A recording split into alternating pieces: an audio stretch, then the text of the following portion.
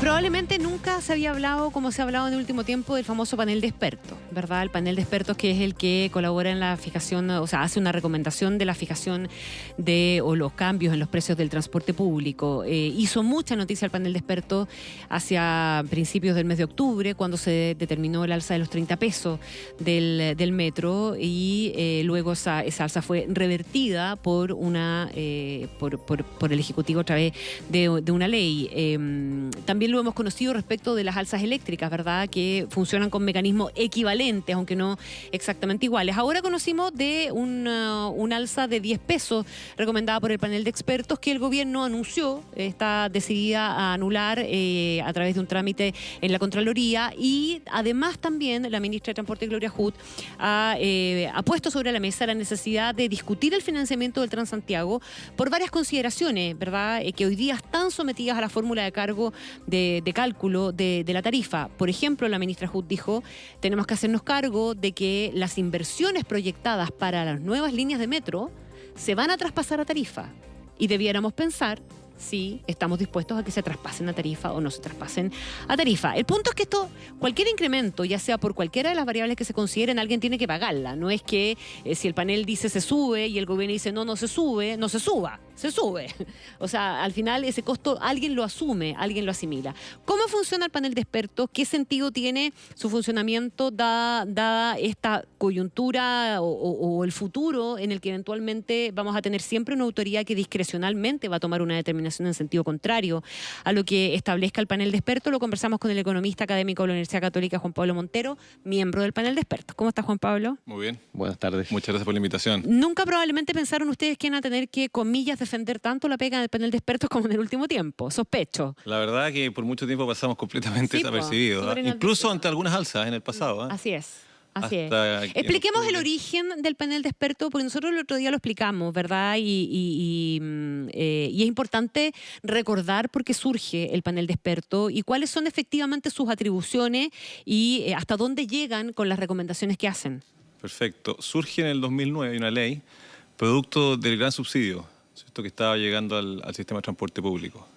Tras la creación del Transantiago y su estreno en el año 2007. Bueno, fue estrenado en el 2007 y el panel se crea en el 2009 como una manera de resguardar el financiamiento del sistema. Ajá. ¿Te fijas? O sea, lo que hace el panel, en términos bien simples, es preocuparse que el sistema no caiga en déficit. Y muchas veces tenemos que recomendar efectivamente alza de tarifa. Ahora, efectivamente, esa es una recomendación, la cual el gobierno muchas veces en el pasado ha dicho: yo prefiero aportar más recursos sin alza de tarifa. En esta última oportunidad, esta última, efectivamente el gobierno anuló nuestra recomendación, que viene, podemos hablar después, pero hay distintas maneras de por qué puede subir la tarifa. Pero el punto central es que el gobierno efectivamente decidió revocar esa alza, y lo mismo hizo, ¿no es cierto?, en octubre. Ahora, el gobierno... ¿Cómo hubiéramos operado todo este tiempo sin el panel de expertos? ¿Cómo hubiéramos calculado la tarifa del sistema de transporte si no hubiéramos tenido el panel? Para tener como el... A ver, muchas cosas habrían sido muy similares. La única diferencia es que a lo mejor el sistema hubiera entrado en déficit y hoy día tendría un gran déficit que podría pasar a la próxima administración. Te fijas, un transporte público que arrastra un gran déficit de una administración a la otra. Y lo que buscaba de alguna vez este panel es evitar eso. Entonces, mantener básicamente el sistema financiado año a año.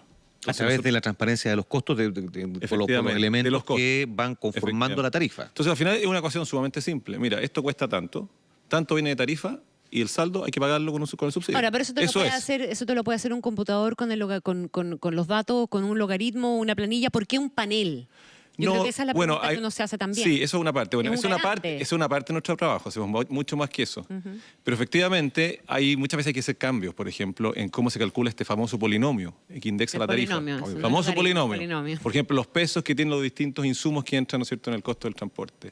Cuánto pesa el dólar, cuánto pesa el petróleo, cuánto pesan los lubricantes, neumáticos. Hoy día empezó a pesar mucho más el tema eléctrico, que antes no, porque está entrando uso eléctrico. Entonces, hay cambios, por ejemplo, en la manera en que se computan o que se pesan estos distintos elementos. Y eso pasa por nuestra discusión también. Una vez que eso se decide, efectivamente, viene adelante, es medianamente automático. Pero eso es una parte de la tarifa. Hay otra parte que tiene que ver con otros costos que pueden no estar capturados en el polinomio y que puedan cambiar, y que tú ves a final de año que el sistema está entrando en déficit y tienes que hacer, ¿no es cierto?, un ajuste de tarifa. O que el gobierno decida colocar más recursos. Y eso fue lo que pasó en el famoso octubre, ¿no es cierto?, octubre.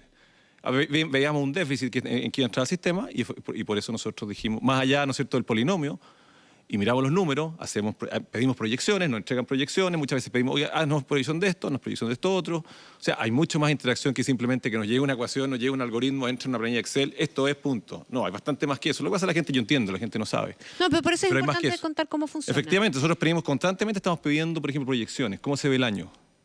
Y si vemos que la cosa está entrando en déficit, también estamos viendo las distintas variables macroeconómicas, como por ejemplo a lo mejor está una coyuntura, que el precio del petróleo está alto, probablemente puede bajar a futuro y a lo mejor decimos, mira, no pidamos alza hoy día, esperemos un tiempo. Porque si bien aparentemente la proyección indica que podríamos entrar en déficit hacia final de año, o sea, hay esperemos. Un margen, Juan Pablo Montero, hay un margen para la, comillas, discrecionalidad en el buen sentido, o sea, para hacer recomendaciones que tienen más que ver con consideraciones de contexto, de política, más allá de los números. Efectivamente, hay un margen, sí. Cuando tú dices más allá de los números, lo que quiero decir, hay un margen respecto de cómo vemos la proyección del año completo. Y muchas veces tú dices, mira, esas son proyecciones. Si vemos que la cosa puede mejorar a futuro, a lo mejor no pedimos alza de tarifa. Si vemos que puede incluso ir peor, a lo mejor nos anticipamos y pedimos una alza de tarifa, para no actuar muy encima. Y eso tenemos que manejarlo, pero siempre en el ámbito de los números y de preocuparse, tal como nos pide la ley. La ley básicamente, ¿no es cierto?, mandata al panel a preocuparse que este sistema no entre en déficit para no pasarle, ¿no es cierto?, este bolsón a la próxima administración. Ese es uno de los principios que rigen ¿cómo se llama?, el espíritu del panel.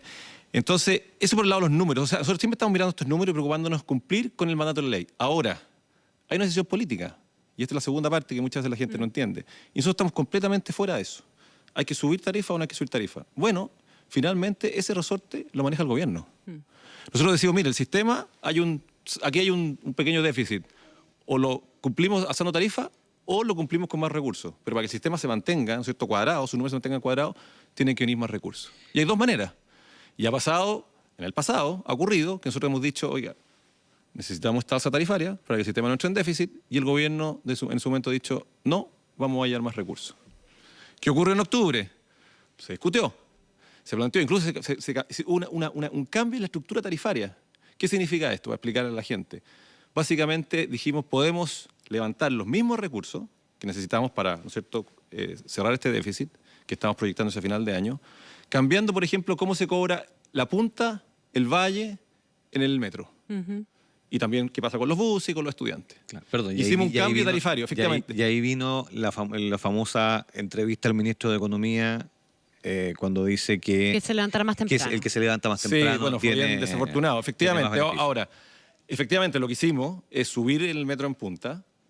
O sea, junto con el Ministerio de Transporte se discute con nosotros, porque finalmente nosotros tenemos que aprobar esto, porque básicamente el Ministerio nos dijo, mira, acá tienen una distinta fórmula, cambiemos algunas cosas, vamos a levantar los mismos recursos que ustedes están pidiendo, pero con una fórmula un poquitito distinta. Vamos a subir la punta del metro, los famosos 30 pesos, ¿no es cierto?, en punta, pero vamos a bajar, ¿no es cierto?, fuera de punta.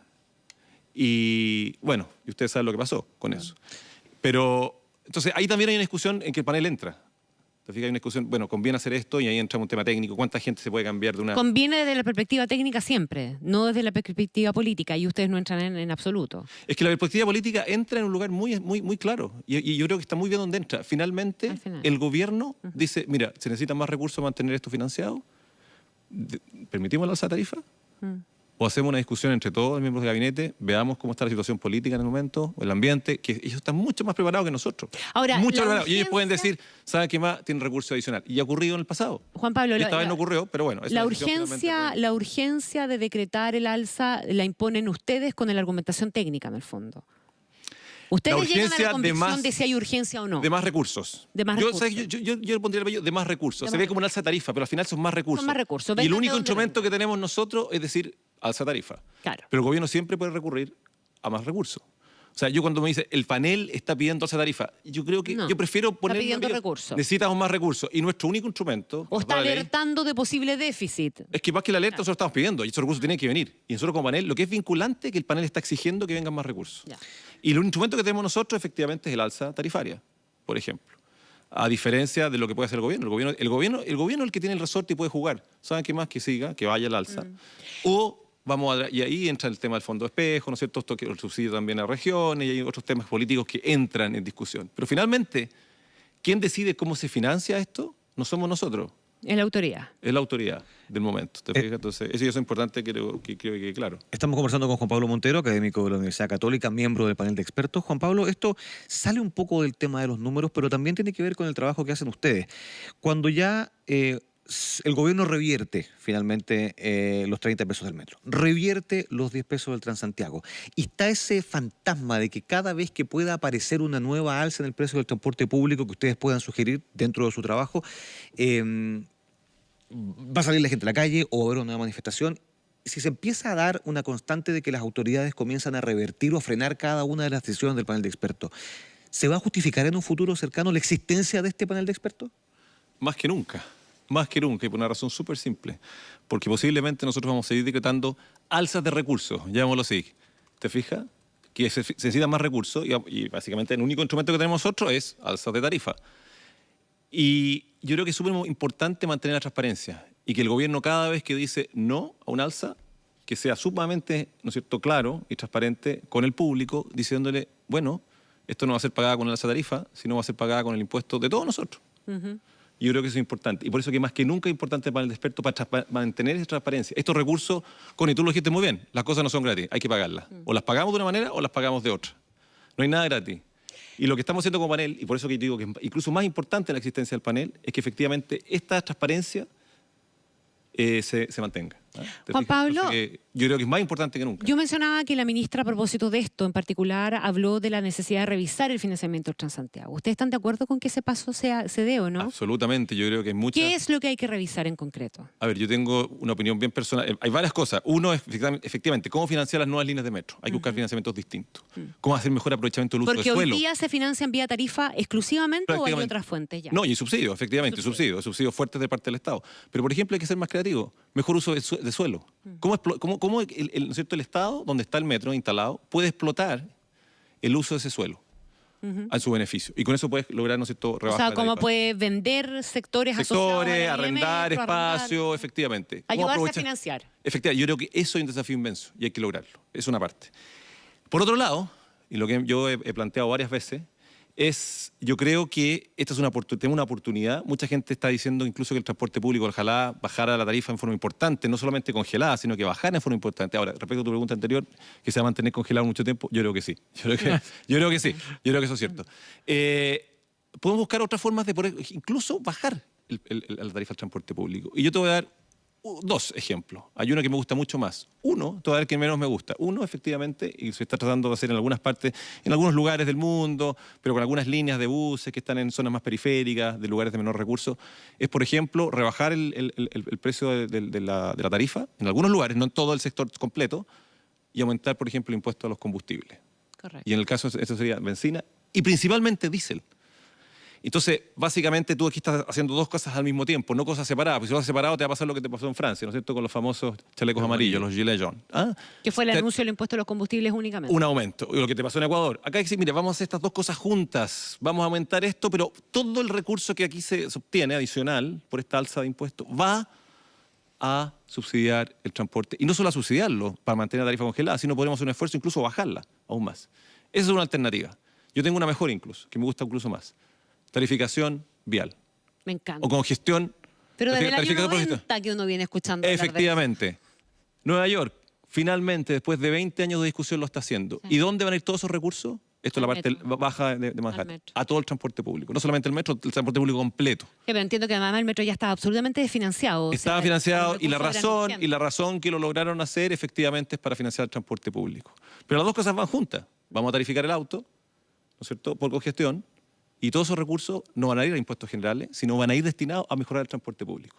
Ahora, en este caso particular de Santiago, y es un estudio que hemos hecho con otros investigadores, del Instituto de Sistemas Complejos de Ingeniería, que incluye gente de la Universidad de Chile, en donde hemos demostrado que el mejor uso de estos recursos, en el caso de Santiago en particular, es más que mejorar el sistema, es a rebajar la tarifa. Ese es el mejor uso. Ese es el mejor uso que hemos encontrado nosotros. Con eso, efectivamente, todos los individuos, distintos, ¿no es cierto?, grupos de ingreso, de altos, de bajos, de medios. La gente de alto ingreso va a seguir usando el auto, pero va a tener que pagar. Y todos esos recursos van a ir para la gente de menores, de ingresos medios y ingresos más bajos que van a usar el transporte público. Y estamos conversando de eso a nivel de política pública. O sea, son temas que están en consideración. Una propuesta en el Congreso. y que tuvo apoyo transversal, que la empujó muy fuerte el exministro de Transporte de la presidenta Michelle Bachelet, Andrés Gómez Lobo. Él empujó esta propuesta. Te fijas que básicamente la llamó restricción vehicular, que todos los santiaguinos la conocemos muy bien, con el pago de un pase diario. Tú pagas por usar tu auto ese día. Que básicamente, si te restringo todos los días, al final es tarificación vial, porque cada vez que uses tu auto vas a tener que pagar. Nosotros estamos proponiendo partir con un sistema en que tiene restricción 2 días a la semana. 2 días a la semana. Y tú pagas un pase diario. Nuestra estimación de nuestro estudio, se puede mejorar, efectivamente, son más o menos como 9.000 pesos que tendrías que pagar diariamente para usar tu auto el día de restricción. Y de acuerdo a quienes siguen usando el auto, quienes dejan el auto, ¿no es cierto?, quienes se mueven al transporte público, nosotros encontramos que la tarifa podría bajar a 500 pesos. De los 800 que está hoy día, 750, porque es la tarifa promedio. Pero es mucho eso. Por eso te digo. Harto. Y nosotros estamos proponiendo de que todo lo que se recaude, mayoritariamente más del 80%, vaya a rebaja tarifaria y el remanente vaya a mejoras del sistema. El sistema no está tan mal. De hecho, está mejorando, ¿no es cierto? Vienen buses eléctricos, etc. Y yo creo que esa es la segunda fórmula. Ustedes han preguntado, una forma de financiamiento. Yo creo que hay una oportunidad muy, muy grande. Hoy día, una gran ventana para pensar formas distintas de financiamiento. Juan Pablo, yo sé que no es la tarea de ustedes, pero sí... Esta tarea sí o sea, básicamente todas estas cosas como panel es que, para que la gente entienda, como panel de expertos, constantemente estamos discutiendo estos temas. Y también en regiones, es un tema que viene en regiones, y en regiones constantemente nos toca, ¿no es cierto?, mirar temas en regiones de transporte público. También, constantemente. O sea, la gente cree que el panel de expertos es un tipo que se sienta una vez al mes, y el dedo arriba, el dedo abajo, claro, y punto. 10 pesos, 20 pesos y listo. Sube el dólar, listo. Está la fórmula Excel, la planilla, pum, listo. Y pero la casa y usted viene a cobrar el cheque y pase por ventanilla, cobre su cheque. Pero lo que planteaba... O sea, muchos de los que estamos ahí estamos haciendo investigación en estos temas constantemente. Estamos aportando con esto. ¿Y qué tan importante desde ese punto de vista, yo digo, no es tarea de ustedes el tema comunicacional, pero qué tan importante es que las autoridades comuniquen bien todo esto, finalmente, y que la opinión pública entienda por qué se producen o se toman decisiones que, claro, en algún momento puede afectar el bolsillo, pero que tienen un sentido, que tienen una razón de ser? Por eso digo, no es pegado a ustedes a valorar comunicacionalmente, pero Juan Pablo Montero, economista, que participa de este equipo de trabajo, ¿cómo analiza todo lo que se ha derivado de quizás una mala comunicación de este tipo de decisiones? Yo creo que es clave la comunicación, y te voy a dar ejemplos de afuera. Londres se demoró 20 años, lo mismo que Nueva York, en lograr tener tarificación vial. ¿Por qué? Pues la comunicación. Claro. Oye, aquí hay beneficios para todos. Algunos que pueden quedar peor los podemos beneficiar con mejoras en el transporte público. Estocolmo hubo un referéndum para pasar, por ejemplo, tarificación vial. Fija. En Nueva York lo mismo, una discusión. O sea, la comunicación es clave y toma tiempo, y no hay que abandonarlo, y toma tiempo, y toma mucho tiempo. Al final, no es nuestro trabajo estar comunicando constantemente, más bien nosotros estamos en el trabajo de los análisis, haciendo los análisis, entregando un insumo, pero está en el trabajo de las autoridades empujar estos temas, porque al final, te fijas, los números son súper grandes. O sea, nosotros encontramos beneficios inmensos, no solamente en temas de congestión, también en temas de contaminación. Muy grandes de implementar estas políticas. Y el problema es que la gente ve una parte, pero no ve el todo. Y el desafío es comunicar efectivamente el todo. Y siempre buscar, en todas estas políticas públicas, y yo creo que el desafío es que todos queden mejor. Porque muchas veces en el pasado uno implementaba políticas públicas y dice, mira, en el agregado estamos ganando, la torta aumentó. Sí, pero la torta aumentó para algunos y para otros incluso se achicó. Hoy día hay que buscar, aumentemos la torta, pero que ninguno quede con un pedazo más pequeño. Y ojalá todos con un pedazo más o menos proporcionalmente más grande. Y es un desafío en políticas públicas. Y nosotros, por ejemplo, con esta política, esta propuesta de tarificación vial y pase diario, lo que estamos buscando es exactamente eso. Y al traspasar estos recursos al transporte público, todos quedan mejor. Entonces consigue lo que en economía nosotros decimos es una mejora paretiana, donde todos suben, no solamente algunos. Pero la comunicación y cómo se transmiten estas cosas es clave. O sea, yo creo, pero ahora, yo no soy un comunicador, no es mi expertise, y nunca ha sido, pero a pesar de que uno hace clase y todo, pero el público es distinto. Yo creo que hoy día estamos con un público complicado. La gente quiere creer una parte, y hay un desafío inmenso de comunicar las cosas, y ustedes tienen un desafío inmenso de cómo comunicar. Por eso la presencia suya aquí, pues, Juan Pablo. Entre otras cosas. Muchísimas gracias por acompañarnos. Muchas gracias por venir. Muchas gracias a ustedes.